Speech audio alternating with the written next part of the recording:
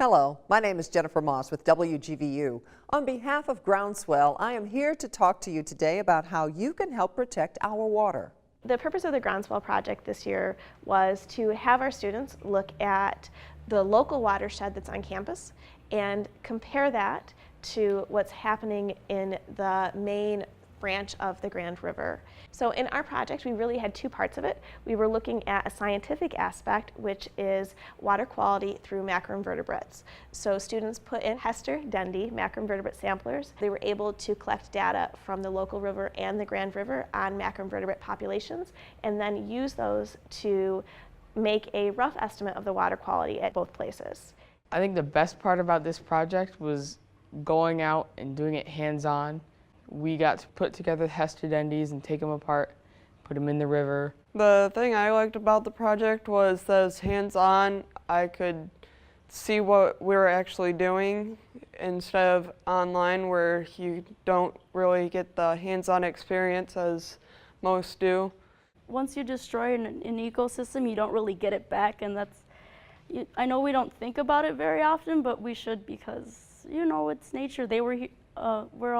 We're the ones that are kind of destroying it. Where we gave student voice was in looking at the restoration project, what piece of it actually interests them, and then asking them to go find out what does it mean for the community, what does it mean for underserved populations that this restoration happens, how will it change the interactions between the community and the river, or to look at the environmental impacts, how will restoring the rapids affect sea lamprey, or how will it affect sturgeon populations, or to look at it from the economic side, what does that mean for someone who has a business downtown, will this affect their business positively or negatively? A lot of the time with schoolwork, it kind of feels like a grade and that it only affects you. But when we have a community partner and it can affect someone, it kind of gives the project weight, and it's not just a school project, it's something that will affect the community, and if I don't do good on it, it might hurt somebody else.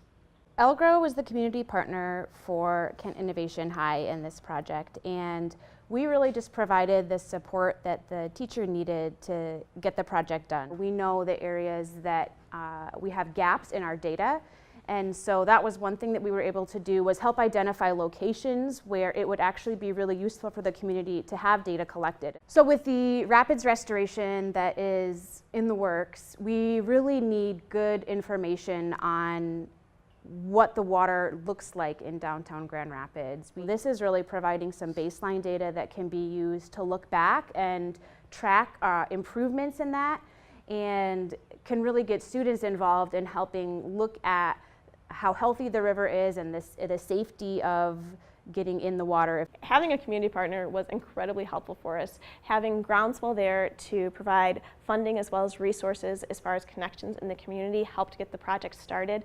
Having LGROW be a part of the project for resources on information, for connections to other community members, as well as for technical support, really helped this to be a project that I couldn't have done on my own.